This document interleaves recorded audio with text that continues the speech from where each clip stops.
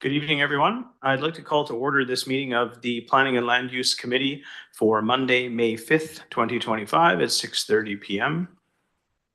First, I'd like to acknowledge with respect that we are meeting on the traditional territory of the Lekwungen speaking peoples, and we are honored to have the opportunity to build strong working relationships with the people of the Songhees and Kasepsum nations.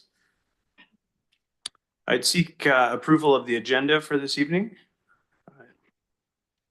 Thank you. All those opposed? Seeing none, we'll move on to adoption of the minutes. We have the Planning and Land Use Committee meeting minutes from April 7th, 2025.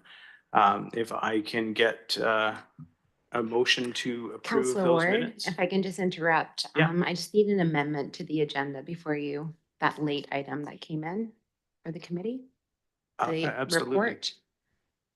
Yes. Okay. So on the going back to the agenda, we need an amendment to add in the report that came through city staff. I'm just looking for the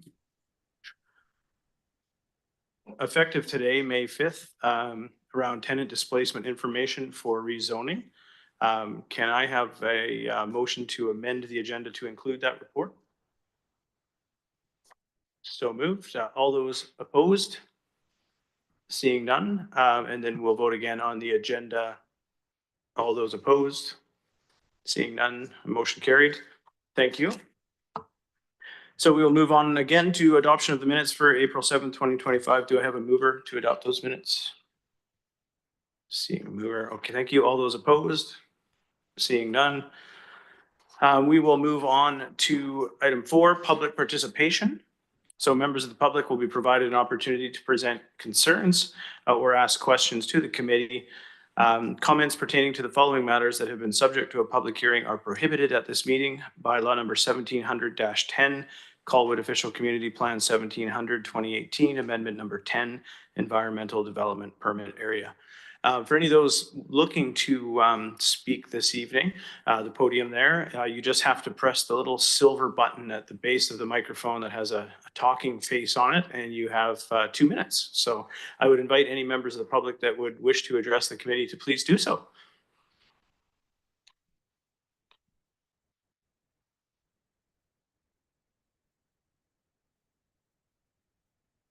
Just at the base of the microphone there, you'll see a little silver button. Yeah. There you go. Hello.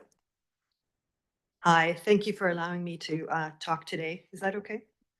My name is Allison Dean. I have sent a long, overly wordy email earlier today, and I apologize for that. This kind of came to my attention last minute, and I've been dealing with a lot. I'm not going to go over the contents as to what I've already mentioned in the email, but some other information has come to light that I just wanted to bring up and get maybe some further information regarding that, and how this project pertains to the OCP. So it was initially my understanding that the request for the rezoning at 3333 Metchosin Road just applied to that property alone. Yet when I looked at, oh, and I didn't bring it with me. When I looked at the amendment, it applies to, the exact quote was, the rezoning to C9 zone is applied within 200 meters of real travel distance from the Metchosin Road to Lagoon Road. So it's not just specific to this property, but also encompasses company air in the neighborhood. So I've got 2 questions regarding that. So with that being, oh shoot, I'm running out of time. So with that being the case, why is such a large development being squeezed into such a large, like a small piece of land, when potentially my land is part of the rezoning, and I've never been contacted about that? And another question then, it states that for properties to apply for the C9 zoning, they have to be a minimum of 1,000 meters squared.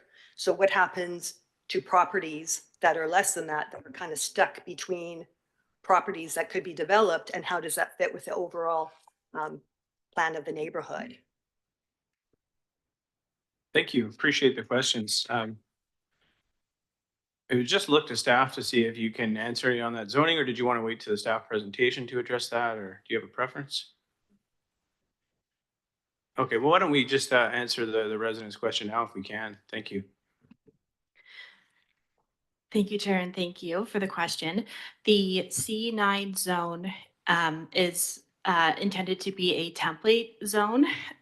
So if and when properties within 200 meters of the Metchosin and Lagoon Neighborhood Hub wish to come forward for rezoning, the intention would be to rezone to C9. Today, the applicant 3333 Metchosin is seeking to rezone to that C9. This does not rezone any other properties. And I apologize, I forgot the other question. Yeah, I think the question was around 1,000 Oh, yeah. square meters or feet. Thank something you. like that. Sorry about that. So yes, 1,000 square meters is intended to consolidate a few lots. So instead of having single properties come into rezone, we're trying to incentivize having smaller properties consolidate to create a more cohesive development. But my question was specifically about the Sorry, I think if I may interject, I think the specifics about the individual proposal, we will leave to the staff and applicant presentation. I think you, as to why they would want to do it the way they've done it, I would have to leave it to the applicant to address that during their presentation. I understand that they're here and they are presenting, so I think, they're aware of the question. I would ask ideally that you seek to provide clarification in your presentation if you may. Thank you. So thank you, Kelsey, for that. I appreciate that. Is there anyone else in the public that would wish to speak?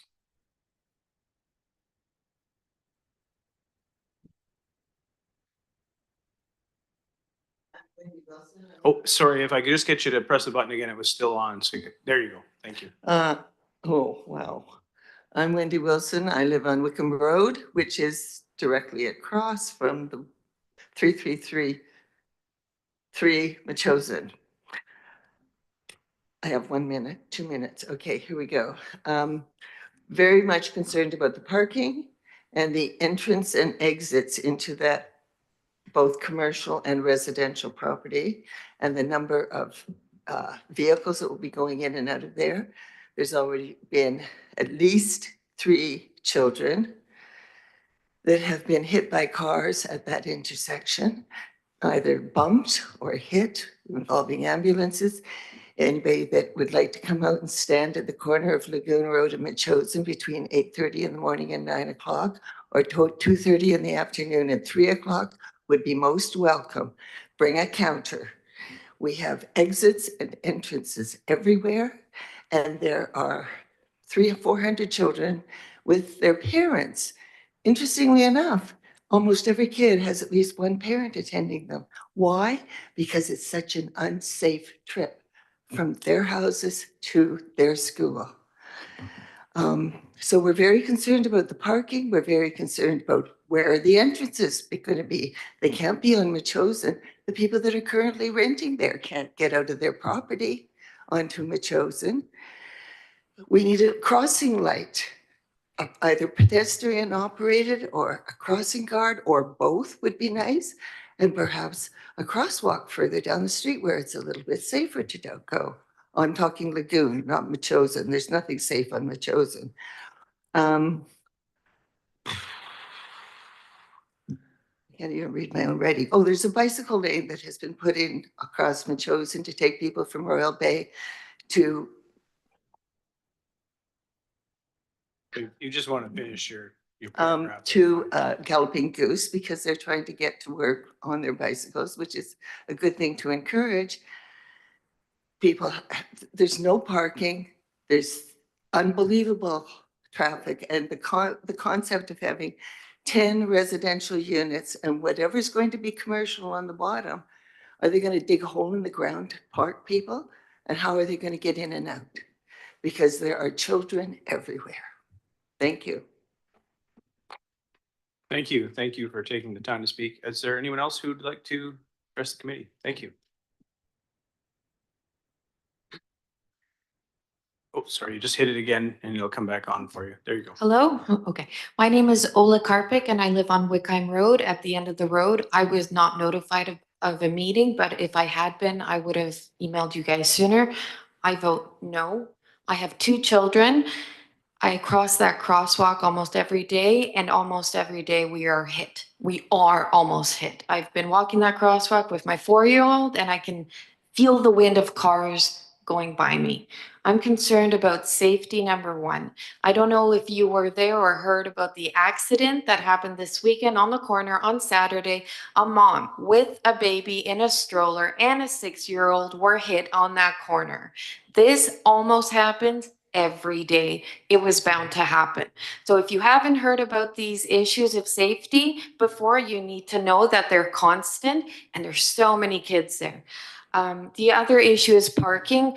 Obviously, the people who live there barely have room to be able to have guests and friends over. We understand that people from the school need to pick up their kids, so they're constantly parking on Waycom. Okay, but this situation is just going to get worse with more development and density in that area. I don't know how the people who live in that current house get in and out.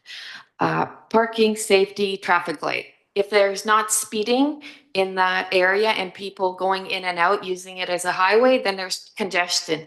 In the morning when people try to take their kids to school, and in the afternoon when they pick them up, it's a disaster. There's a reason that police have started to come there, great, but when they're not there, bad things happen. Speeding, traffic, parking. And then I would just like to say that with the bicycles on Metchosin, that's not safe either. No dedicated safe bike lanes. Thank you. Thank you. Appreciate it. Is there anyone else in the public that would like to speak? I see another. Please, yeah, the mic's on for you, so you don't need to hit a button there. I don't have a speech, but I came at the last minute because I just heard about this, and my name's Trudy Lockhart and I live on Joyce Place, and I bring my 2 grandchildren to school every day.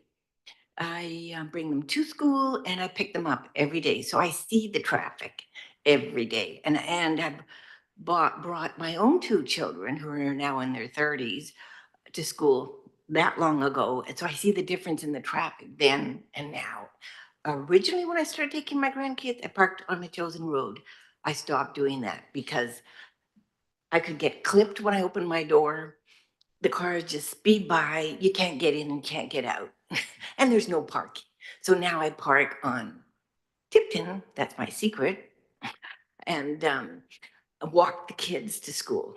And the other thing I do is I let one off at Dunsmuir, and then I keep going. And if there's 3 cars on Painter trying to turn right on Metchosin, I know I won't get the other one to school on time because nobody can get onto Metchosin. So I'll take one wherever I can.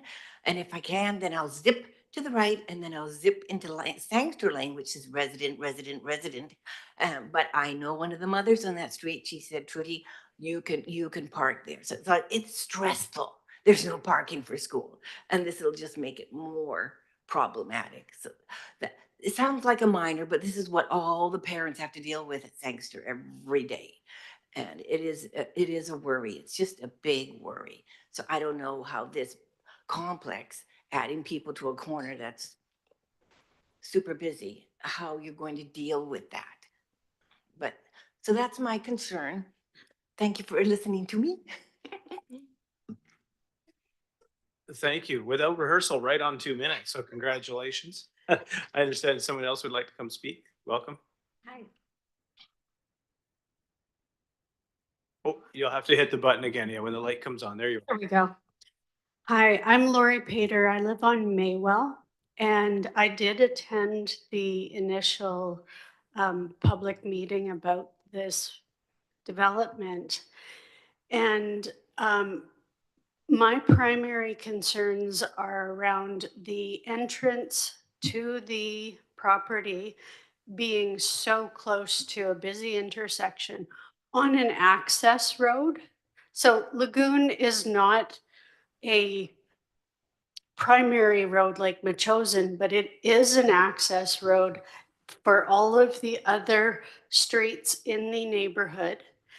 And being on Maywell, our issue will be that even if, as the developers have indicated, there will be no left turning into that property, that would push by human nature people to turn into Wickheim, turn around in that our cul-de-sac, which is also busy with children and the residents being in the neighborhood. So you're forcing more people, including the chiropractor patients and all of the, like I've seen City of Colwood vehicles parked in that area frequently. We're concerned that with the additional traffic and the distance to the main intersection of Metchosin and Lagoon, that something will need to happen in order to make it safe and to make it more convenient for people that could potentially live in that development. I do believe it is also too high a density for the spot. Thank you. Great, thank you very much. Is there anyone else in the gallery that would wish to speak this evening? See anybody else? No, so. Oh, we do have one more person. Welcome. That's okay. There's no requirement to be prepared. My name is Darlene Morgan. I live on Matilda, down towards the lagoon.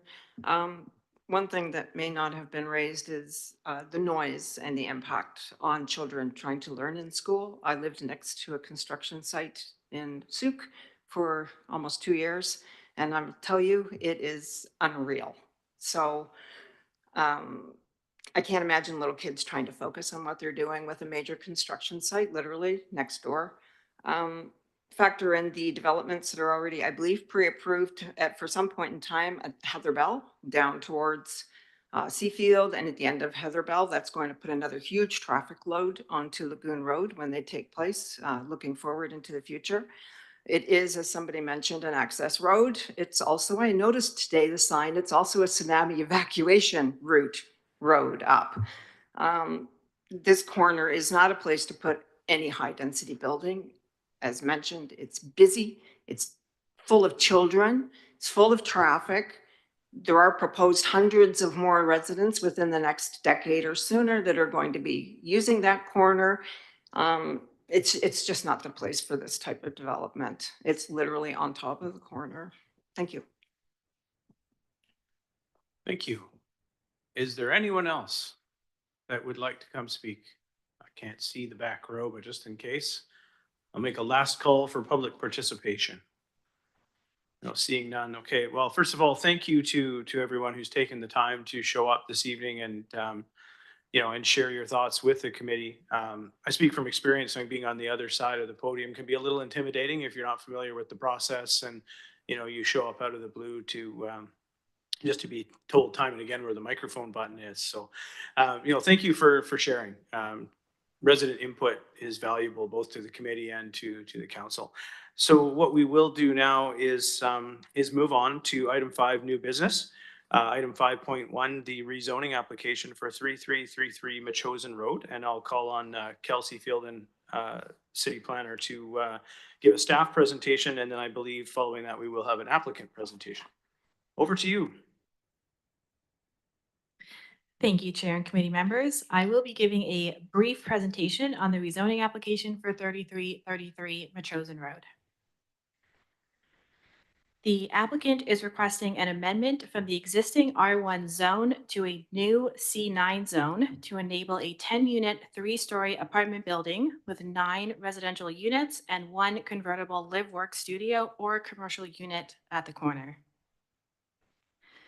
The property is a flat, square lot located at the corner of Lagoon and Metchosin Road with an existing single-family dwelling with vehicle access off Metchosin Road. It is across the street from the commercial hub, which includes Royal Bay Bakery. The property neighbors Sangster Elementary to the north and is designated as neighborhood center in the OCP, and more specifically, the Metchosin and Lagoon Neighborhood Hub designation. The neighborhood center designation envisions small-scale mixed-use centers with an FAR ranging up to 1.75. The more specific Metchosin Lagoon Neighborhood Hub outlines a maximum height of 3 stories and encourages uses geared to neighborhood retail and services within a 200-meter of the intersection. Staff have created a new C9 zone, which enables the density envisioned for the Metchosin Lagoon Neighborhood Hub. The creation of a new C zone is consistent with other mixed-use centers, including the Royal Bay Bakery complex. A C zone is intended to encourage small-scale neighborhood serving commercial uses as opposed to just residential use. It is expected that properties within 200 meters of the OCP designation will rezone to C9 if and when they come forward. Permitted uses include apartment, bakery, personal service, retail store, and live-work studio. The development agreement includes road dedication in the amount of 2.5 meters along Metchosin Road to meet a 25-meter right-of-way to achieve active transportation goals.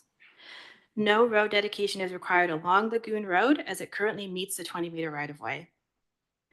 The proposal as is provides right-in, right-out access off Lagoon Road. Staff did encourage the applicant to consolidate with neighboring properties to push the access further down Lagoon Road. However, they noted it was not feasible at this time.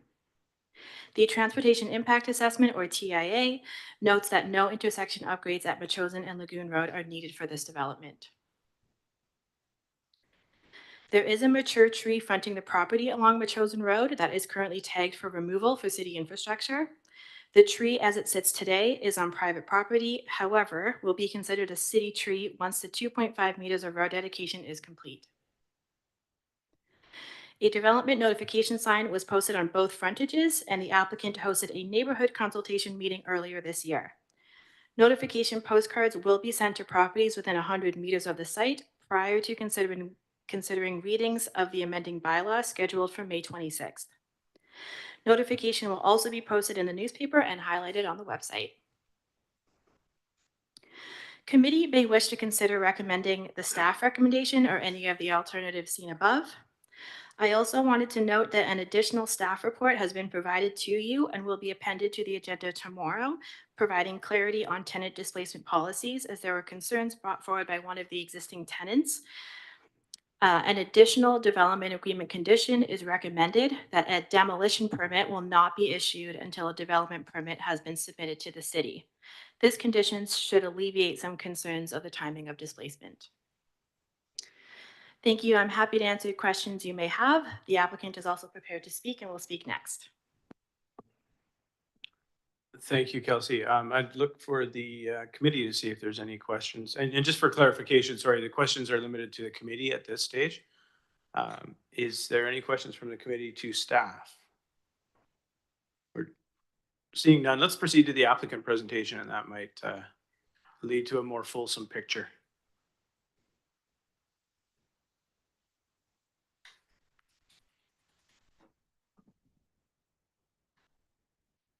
Thank you.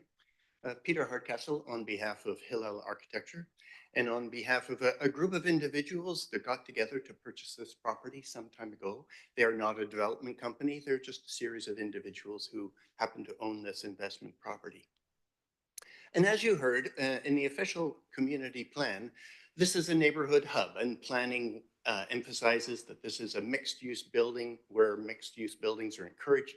A commercial presence on the ground floor is encouraged, and multifamily residential uses in the remaining area on those floors and floors above are also encouraged. And the existing property contains an original single-family home, and it's unable to meet some of those requirements of the official community plan or the neighborhood plan. So it began a design process to come up with an outcome that would be respectful not only of the community and neighborhood planning, but respectful of the existing neighbors and the neighborhood, as this is a gateway to Lagoon Road. A desire for a mixed-use building. It was advocated by planning. We're certainly happy to entertain that, and we have designed an outcome that, with the input of planning, actually is far better than the original one, I think, that was presented. There is a need for a mix of residential units, which we are providing, and without compromising the parking. There is no parking variance being submitted with this. And yes, respecting where we can the existing trees and planting significant new trees as well. The official community plan we are consistent with. We are providing 9 residential units and 1 live-work unit that could actually be retained for a full commercial tenancy. The owners would like to keep it as a live-work unit. It seems most appropriate, and it's a very almost a subtle location compared to other businesses in the community. The building design has a density less than that was permitted, that was just outlined. We are at 0.76 to 1, whereas the maximum advocated is 1.75. And we have a height of only 3 stories, so as not to impose on adjacent properties, but also consistent with other properties that have been developed along Metchosin Road. And we are offering a mix of housing options, and we do have a housing issue at the moment. So bringing forth with 3 bedrooms, 2 bedrooms, and 1 bedroom outcomes is quite appropriate. And yes, we did have an engagement process with the community. We sent, as you can see from the map here, we sent out invitations to 70 different addresses. We had roughly 10 people attend that evening. 5 comment cards were received, and we have all received more correspondence up until noon today. And we think this reflects well on the project. We also appreciate that this project outcome has been drawn into a larger discussion is, can this be an appropriate zoning that could be applied elsewhere? We are only, of course, applying for zoning on this particular property. Our architectural program that we achieved, the upper 2 stories host 2 and 3 bedroom units with those primary living spaces and balconies on their lowest floor, internal stairs going up to a traditional 2nd floor of bedrooms and washrooms for those.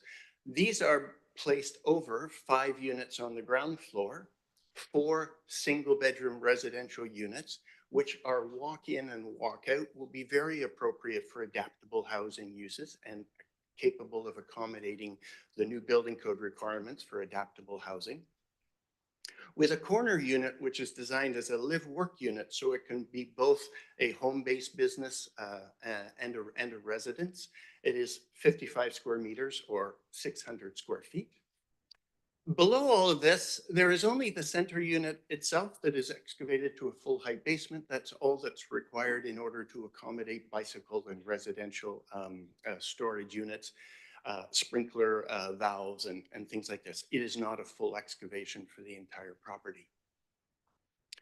We did go through a process reviewing the parking for the property, both parking as it would be configured for a live-work unit, parking as it would be configured according to your bylaw if this was a full commercial unit, perhaps if a tenant was found for that.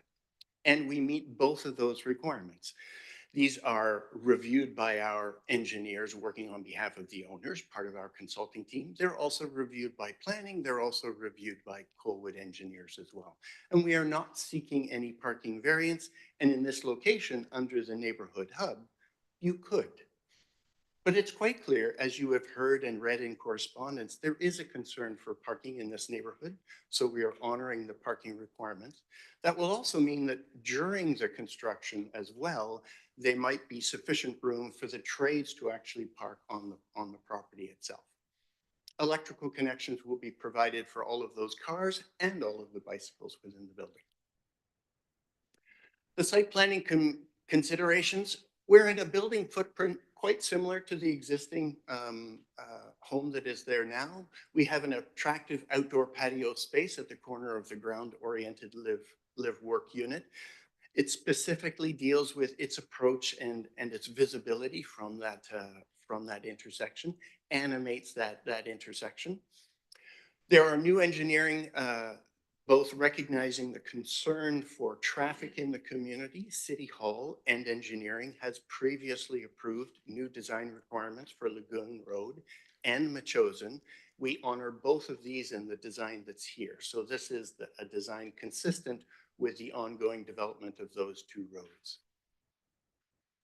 We offer on the upper portion of the property, there is 2 3-bedroom units. There are 3 2-bedroom units, and there are 4 1-bedroom units on the ground floor. That's a diversity of housing options, quite appropriate for the schools in the neighborhood, quite appropriate for the family-oriented neighborhood that is around this intersection.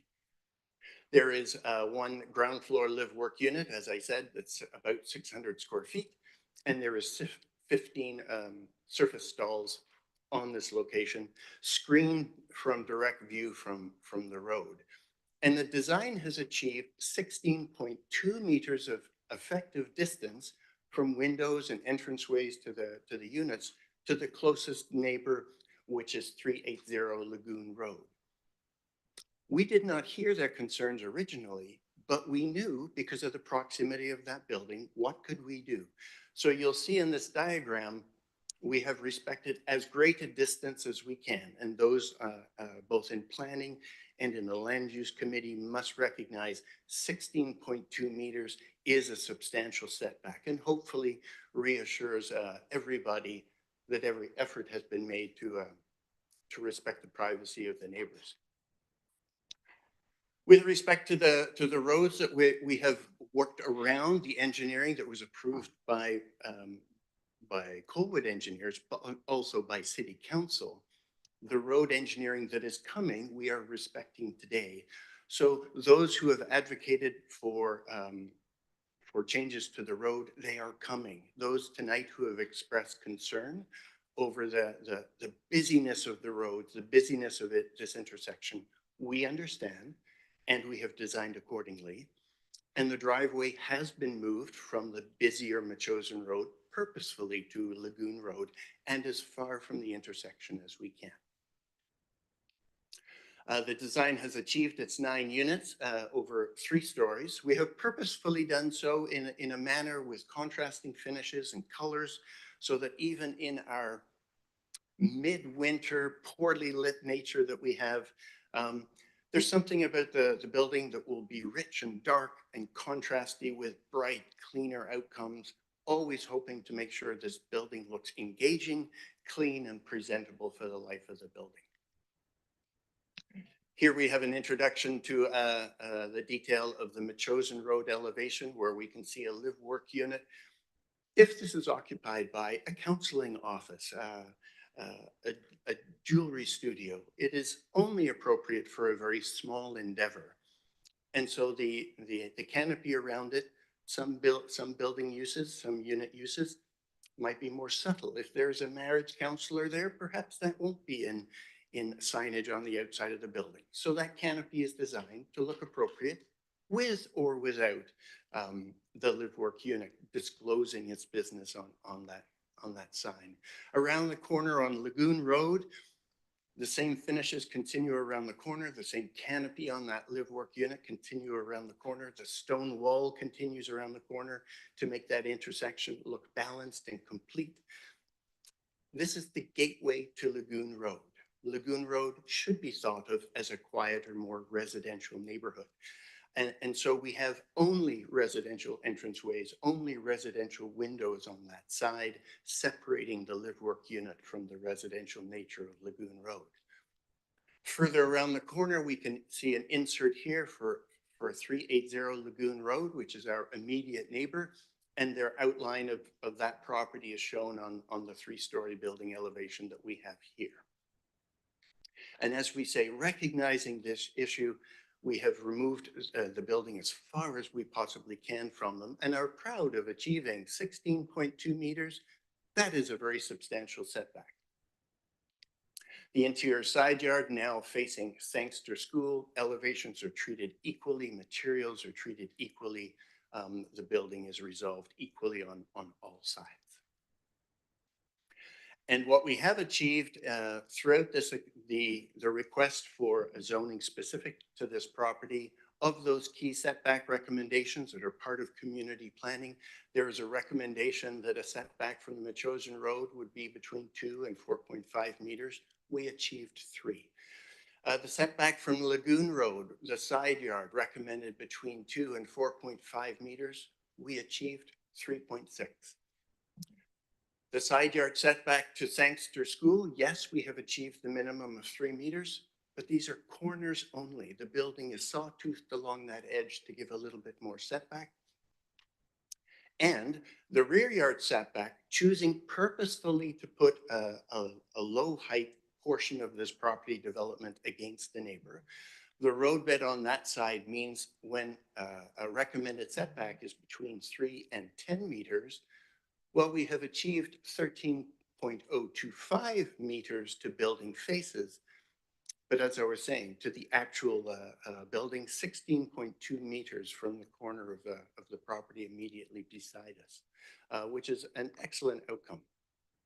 Thank you. We're certainly available for any questions, and we'll gladly respond to any of the correspondence that's come up that we have all read through in preparation for tonight.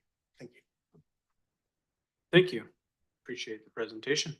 I would now look to the committee to see if you have any questions either for the applicant or for staff. Kathleen. This question is directed at both the developer and the city. It's been made clear to me that traffic is an issue. I have to say from the outset, I'm not necessarily convinced that the development itself is going to be to exacerbate it to a significant extent. However, I need to understand this better. I hear the citizens talking about their concerns, and I think they're legitimate. My own view so far is that it has been a very hectic area at the elementary school in the first place, so it's problematic. So my first question is, does the proposed re-engineered streetscape remedy any of the citizens' concern to this extent that it can? And comments perhaps also on my perception that this incremental 9 units is going to truly exacerbate it. I'm looking for input. I'm looking, I hear what the community is saying, and now want to hear from the city. And in particular, the developer, I think I understand where you stand, but just I need some more clarity on that traffic issue. I'll look to staff maybe to speak to the traffic issue. Perhaps, John, that's you. I thought this might come up. I'm not a traffic engineer. I want to start there. If we get into this deep enough, I don't know, does the applicant have a traffic engineer here tonight? Okay. So Watt's a good company. We've seen lots of their work. We've dealt with them lots. So I'm confident in what we saw in the TIA. I think when it comes to traffic, there's the technical aspect, and then there's the social aspect, right? And the technical aspect of 9 units, it's going to be imperceptible. You're not going to see, there's 10,000 cars a day in Metchosin. There's 5,000 cars a day on Lagoon. Peak hour, this development's going to add 5 cars. You're not going to see them. You're not going to notice them. Where you might notice them is where the developer suggested that we put a left turn lane going into the units so that they can have a place to go. That doesn't make sense to me. Lagoon, that right turn coming down, it could get backed up. There's no room in the intersection to make that happen. We'd have to get rid of the left turn coming up Lagoon onto Metchosin. So they also suggest through the TIA that it would be appropriate to have a left turn in crossing over the left turn lane. Technically, possible. Socially, I don't believe that's something we want, because my concern there is when 2 cars are sitting in the Lagoon turn up onto Metchosin, there'll be cars waiting to turn left into the development, which will cause us problems with a right turn, quickly having to notice that there's a vehicle right there. It's already significantly problematic with regards to the entrances because of the Royal Bay Bakery site. That is really what exacerbates it besides the school, right? And that's a legitimate use right now. So from a development point of view, I don't see any reason to say no based on traffic. From a social aspect, I understand completely why it's concerning, because this doesn't fix it, but I don't believe it makes it worse. I mean, by 0.1%, point whatever percent, I don't know the number, it's not different. For the city, it's one of our problem areas. There will be a light at Lagoon someday. We're going through the traffic master plan now. This may elevate this intersection through that process and say, let's do this sooner rather than later. Currently, it's not in the city's 5-year plan. And I get for this neighborhood, this is the most important project. But we have an entire city and we've got many, many intersections where there's many, many areas that I'm quite certain whenever the development shows up to the next intersection, we'll have a lot of people with concern there. And this is legitimate concerns that the residents have. It is a very busy, and I have been out there at 8 and I have been out there at 2:30. It's crazy. It truly is. It's a poor location.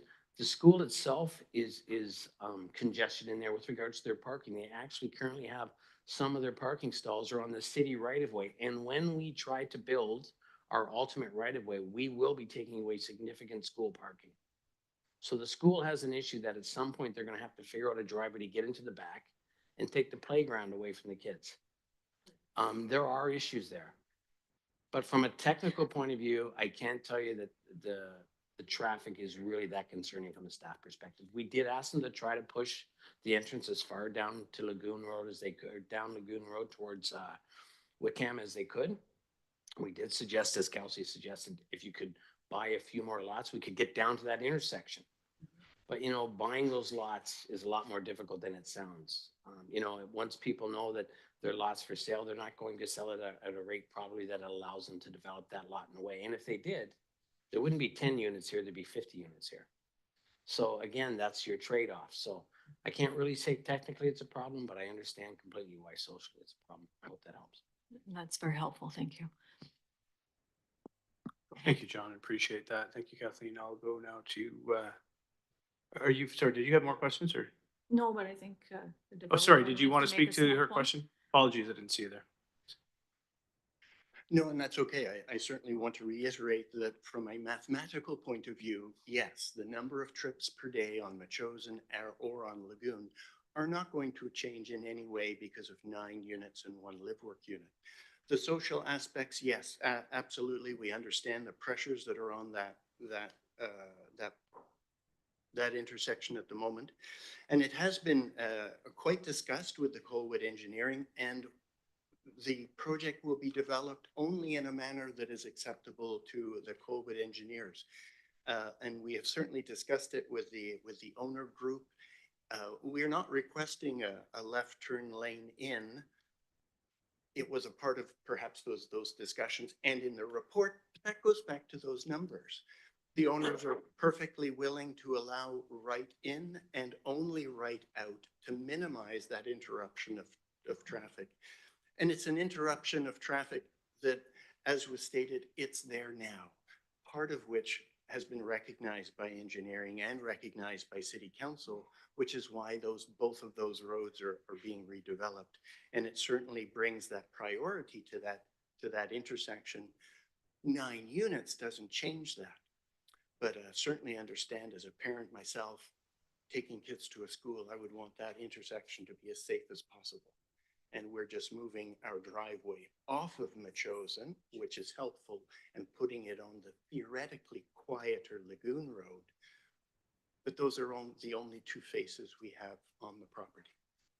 Thank you. Thank you.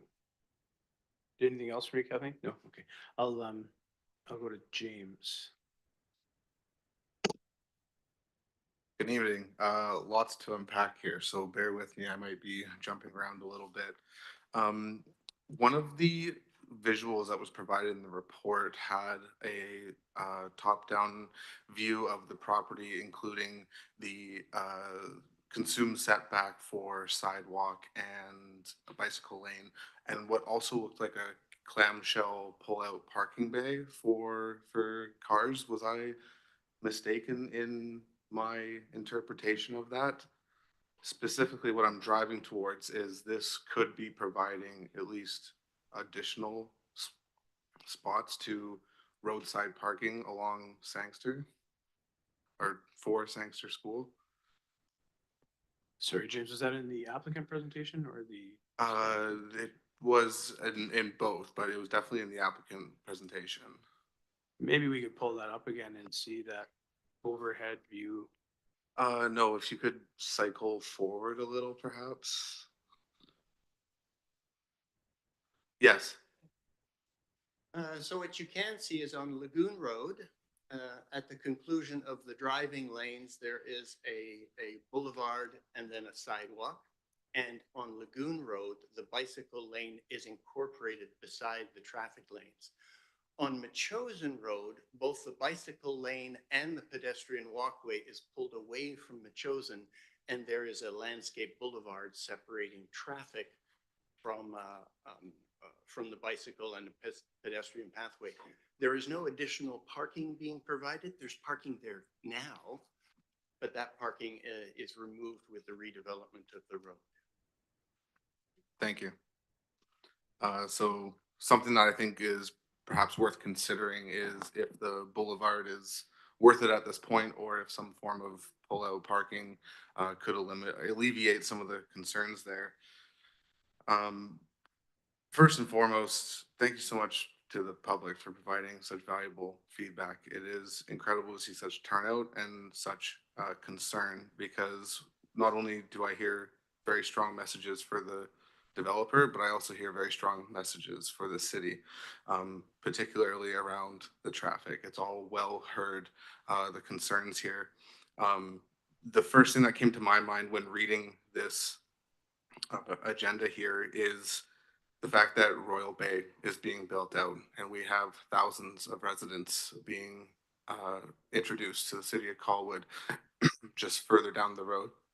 So yeah, I agree that even the imperceptible blip of volume introduced through 8 new lots is going to be even more diminished through all these new lots, and the city's plans for Metchosin Road is becoming a paramount issue. The mother and children being hit being a clear issue, and exemplifying the problem that's present regardless of what is built along that corner. To the developer, the mix of units, I love it. 3-unit, 2-unit, 1-unit, bedrooms, and that being one of which being a commercial flexible space. I think that's an incredible use of the space. I think that there's a good opportunity for those homes to be families with kids that go to that school, potentially eliminating some of the volume of traffic there.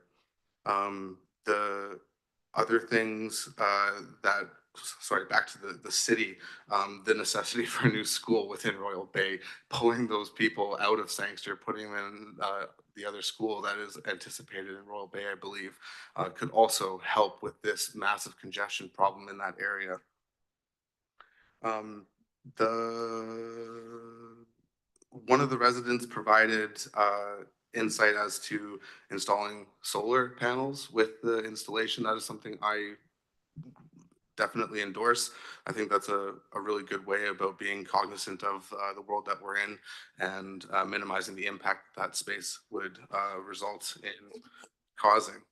And yeah, I guess the sort of final question that I really have is like to the city, like what do we know about the school that's coming along? I know that things are moving. What are the plans for Metchosin Road? Like the real issue here being brought forward by the residents is the traffic, not this particular property. It's this is their chance to voice the concerns that have always been present.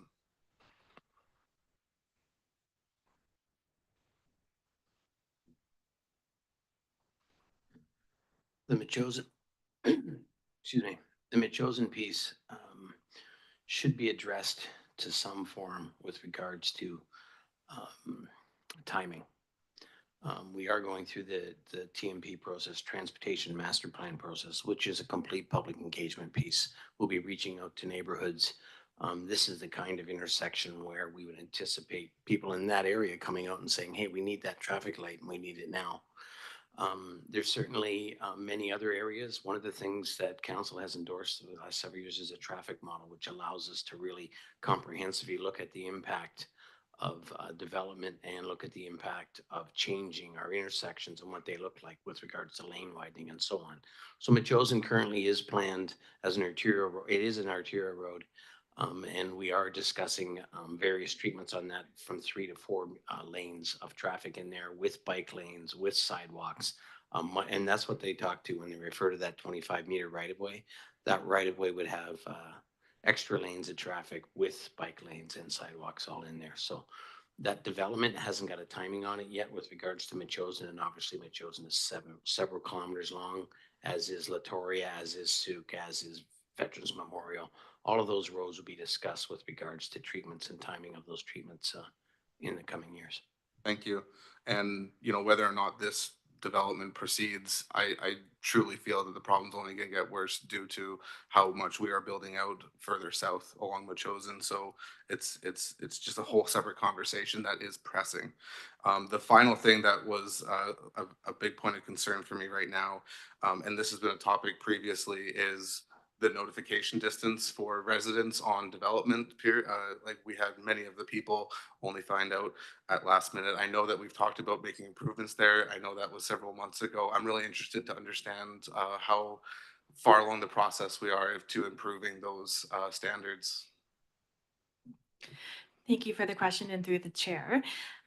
So yes, bylaw amendments were passed to increase the notification radius to 100 meters.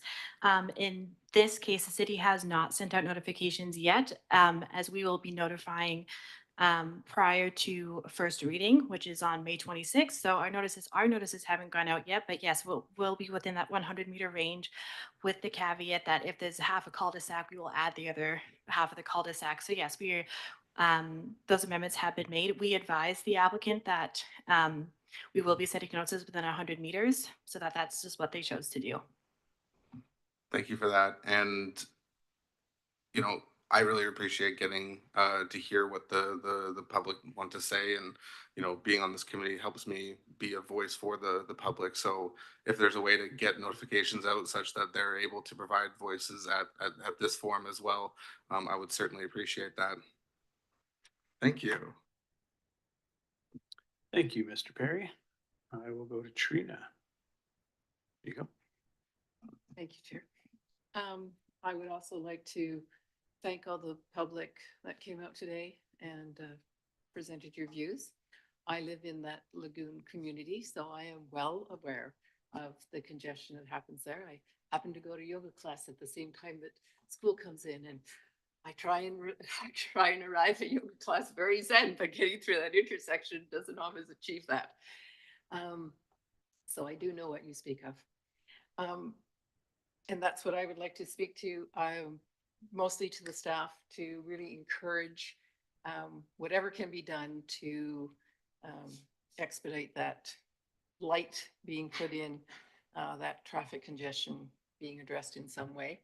I took a deep dive, knowing that this would happen, I took a deep dive into the transportation study, and was discouraged to see that counts were used from 2019 that were, the quarter growth was from counts in 2023.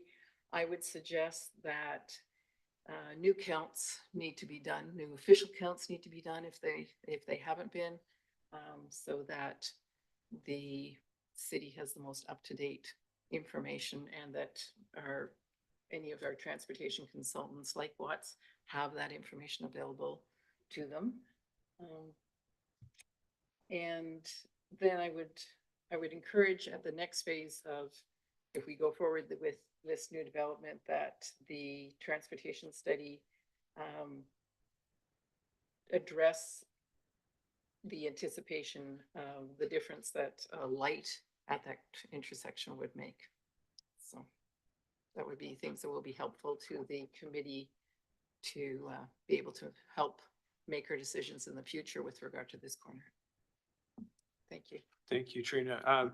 John, I may go to you in a moment, but maybe I'd just like to try to address that first. I think the most recent traffic modeling isn't a static count. It's more of an incorporation of you know, what exists today, but also what is on the books in terms of development in this moment, but also moving out well into the future. I think it was 40 years, if I'm correct. So the traffic modeling that we have gives us a pretty good window, you know, going very far out. And certainly I'll be very open. The modeling demonstrates a lot of things. There's different ways to interpret it. There were different scenarios. Certainly widening Veterans Memorial to 4 lanes is kind of consensus that that is something that would have to happen. I personally am a proponent of widening Metchosin to a minimum of 3 lanes. Significant cost though associated with some of these things. And I think it's beyond just putting a traffic light in. We have to consider the negative ramifications of that as well. I think what we're running up against here on Metchosin Road is something we run up against elsewhere in Colwood, in that Colwood was developed as a sleepy subdivision, right? A suburban neighborhood. It wasn't designed with arterial roads. Metchosin Road is an arterial road today. It wasn't when Sangster Elementary was built. No one in their right mind would put an elementary school on an arterial road with a parking lot of that size. It's ridiculous. Frankly, moving Sangster would be the most logical thing that anyone could do. But like us, the school board also doesn't have a bottomless pit of money, and it's not on their radar. I can tell you that. We get one new school approved province-wide annually in the entirety of British Columbia. That's directly from SD 62. So, you know, relocating Sangster is not, or I should say, one new replacement school to replace an existing school. So, in an optimal scenario, we would remove Sangster. It would be a different story, but we can't do that. And then that's not by any means an attempt to besmirch the elementary school or the great teachers that work there. It's just location. Metchosin has developed into a major artery, and it's how a lot of people will come and go from Colwood. And that is a reality that we have to accept. That's not going to go away. So anyway, I think in terms of traffic modeling, there is much more updated information there. And I think it gives us a really good picture of what's going to happen if we don't do anything, and with the various scenarios of what we do. So I digress. I just wanted to answer that on behalf of staff, and then maybe I will go to Katrina. Did you have a question? I thought I saw a light. Okay. Thank you. After you. Thanks again. I reiterate what everyone said up here, that I appreciate everyone coming out here in the presentation today. Something I'm just thinking about, and I'm a community member as well, and use Metchosin Road regularly, is not so much necessarily when the units are finished building, but as they're being built. So like, I can't imagine that whole corner having a construction site where the road's gonna have to be stopped, or like, what does that look like in terms of like building? Like, how long is it gonna take? Is it gonna be 8:30 a.m. and the schools are going in and people are going to work and we're stopping traffic because we have an excavator in there? Like, I'm just wondering, I'm not a SME in this area by any means, so I'm just curious what that looks like, and that whole corner being constructed for 6 months, 8 months, 9 months. Does anyone have any like information on what that looks like? I'm pretty certain the site superintendent isn't here tonight. I can tell you that they will be constructing between school hours for certain. What they'll try to avoid under best construction practices is not bringing traffic in when traffic's at its worst. It's a dollar sum gain for the developer. At some point, they're going to be construction vehicles in, but they're not going to schedule a concrete pour, I would guess, if they're any kind of good site superintendent, for 8:30 in the morning, because they won't be able to get to the site for 8:30 because there's too many cars there. So I think they'll do things like an early morning pour before school traffic starts, get the concrete truck on site before that happens, or just after that. There's a window there with school from like 9:30 to 1:30 where you've got 4 hours to bring in your concrete pours. So I'm quite certain with this site, when they start looking at actually developing that site, they'll keep in mind that traffic, because it's as problematic for them as it is for the people that are going there.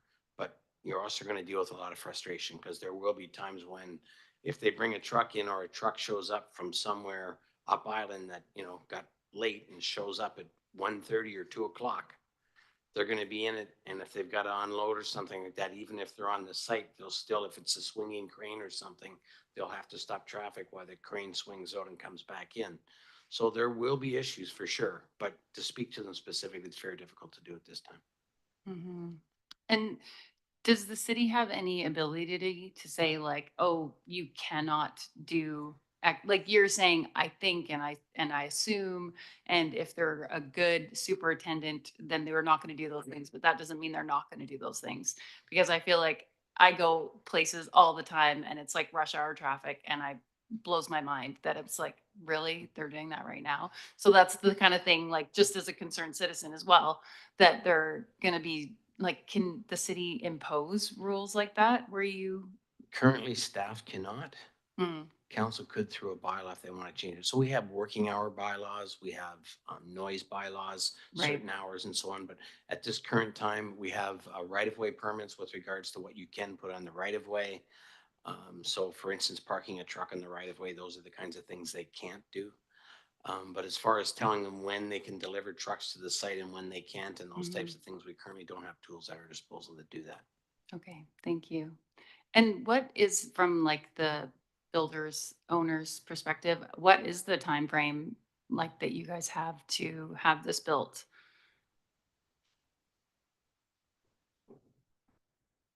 Building of this scale can be constructed between 18 and 20 months.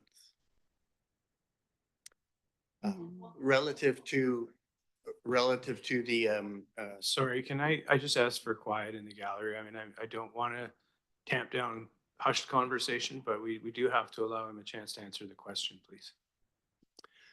Because of the concern over school, one of the things that the owners can do is separate the construction of the building with hard panel hoarding from the sidewalks so that when the building is constructed, it is independent of when those road changes are done.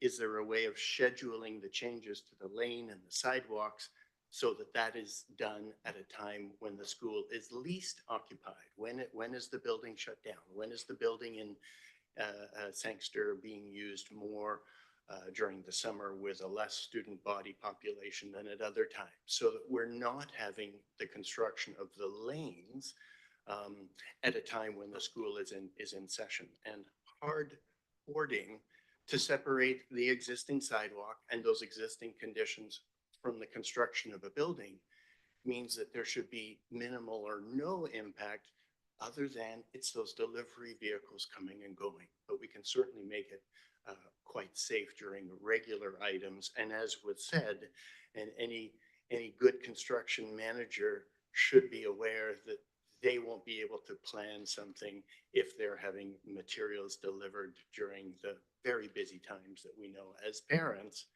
That's when schools have the biggest exchange of cars and people and students and parents. Thank you. I think that's all my questions. Thanks. Great, thank you, Katrina. Are any other questions from committee? Kathleen? This is not a question, but just a paid political announcement on my own behalf. I wanted to parrot what Mr. Perry has said in terms of the solar panels. I'm not sure what the incremental cost is for you, but I would encourage you as a developer to put it there. I don't know anybody who wouldn't want that initially. Your strata council is going to be very happy not to have to pay for converting.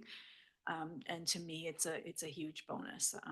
I hope that I stand for other people in terms of that viewpoint, but I think it's a very, very important thing that it's just be done at the outset if the incremental cost isn't prohibitive. So I encourage you to do so. Thank you. Great, thank you. Mr. Perry. Yeah, I realized with all my general sentiments and questions, I failed to ensure I got a answer to the question about the school in Royal Bay. My understanding is next to the new community park, there will be a elementary school. What do we know about that lot? Where are we in that process? The best way to increase safety is getting all people out of that area, and that elementary school, I would presume, would have a similar catchment basin for children as the Sangster School has today.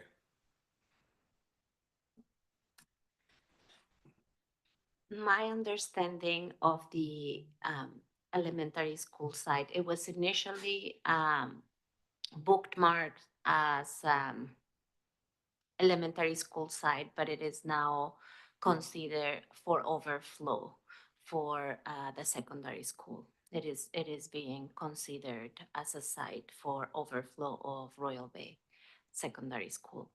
There, it is not formally,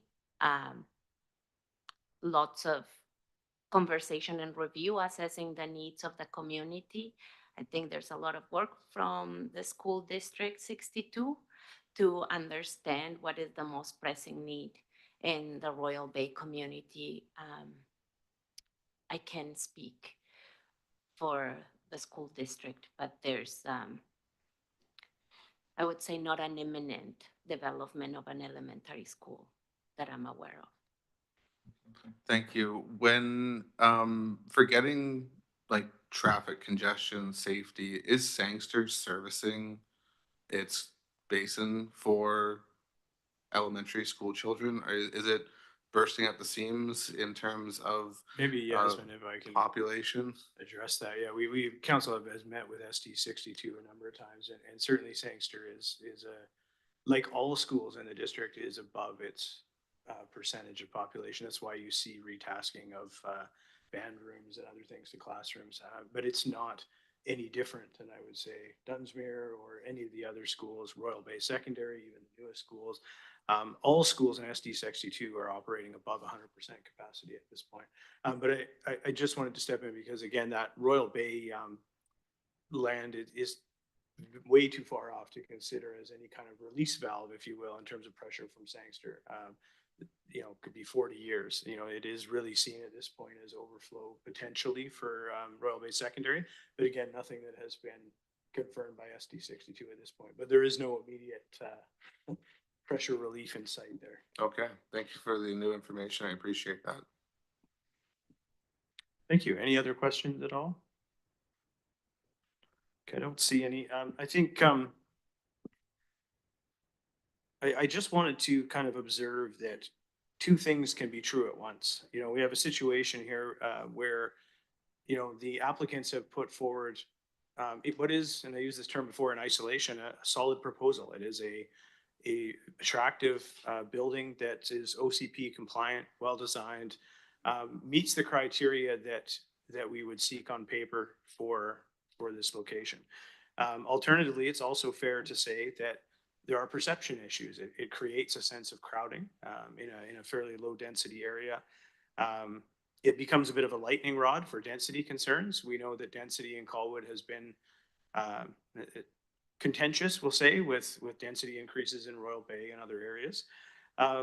There are perceived traffic issues. I think it's fair to say that our staff advice was accurate, that the actual impact would probably be nominal, you barely perceptible, but I understand the perception as well. When you add density, the belief is we are going to see additional issues. And what it does is exacerbate the already stressful issue and creates a lightning rod for that to kind of focus on. And then the construction concerns, I understand that. I live next door to a construction site. I live across the street from a construction site. Construction is 24/7, and it's not ideal. I knew that when I was going to get into it, though, so I accept that. I think in an established neighborhood or a legacy neighborhood, having new construction is a little more traumatic. It has a real impact on people for a set period of time, and I don't think we want to be dismissive of that. The way I view this, and I stand to be corrected by anyone, is that these two things are true at once. We have a public perception and a valid public concern challenge before us, and we have a reasonably strong presentation for a development before us. And so the decision making becomes a little less black and white and a little more gray. If there were compliancy issues with the project, we would easily push it back to the applicant to work with staff to correct those. And it becomes a very cut and dry thing. This isn't that case. So I'm open to any motion coming forward from the committee. But I'm just going to suggest that, barring a different one, my motion would be to advance the proposal to the regular council without recommendation, but strictly to task regular council to review for consideration of readings or any other decision. So essentially elevate it to council, who are elected to take into account the public's view and to look at a project, whether or not it's OCP compliant and all of those other things, and make the call based on that. Again, that's the motion I will put forward in a moment, barring any other motion or any discussion. I'm open to someone else if they want to make a recommendation or not. Seeing none, okay, so I will make that motion. I'll repeat it for you. Just to advance the proposal to regular council without recommendation for review of consideration for readings or other decision. And so to explain to the folks in the audience, just layperson's terms, what I'm trying to do here, is that this is going to go to council anyways. That's where the final decision rests. This group here this evening, we were not going to make that final decision. We're looking at the technical side of it and things to say, okay, is there something here that really stands out that needs to be sent back to the drawing board? I'm hesitant to do that because developers are also part of our community, and there's costs associated with time delays, with, you know, redoing the work and bringing in architects and other people. So there is no cause really to do that at this stage. And time is money. We don't want to do that. So what we will do, though, is put it forward to council, where again, you'll have that opportunity to come forward with lots more time to prepare, well aware of how the microphone button works, and able to speak to the full council, including the mayor, who's been observing tonight, and share your views. And I think, you know, it also gives the applicant a fair amount of time to take to heart your concerns. And I fully encourage them to consider that and see, you know, knowing full well what the community thinks, how you might mitigate that. So it will give everyone an opportunity to kind of go away, take a deep breath, and regroup at a time in the future when an actual decision can be made. So one thing I've learned in this job, it's never a win-win. It's kind of somewhere just below that. So we'll buy everybody some time and move on with a little more information, provided that this recommendation moves forward.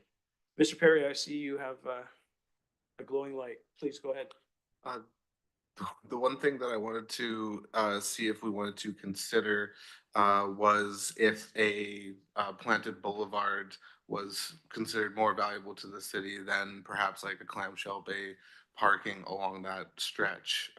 As mentioned, it's currently used for parking during the drop-off pickup times. I feel like while the boulevard is ideal from a green space, from a safety perspective along the bike lane and the sidewalk, I still think that there's something worth evaluating there. I don't necessarily know what the rest of the table here believes, but hearing a lot of the concerns, finding ways to address and respond to them seems valuable.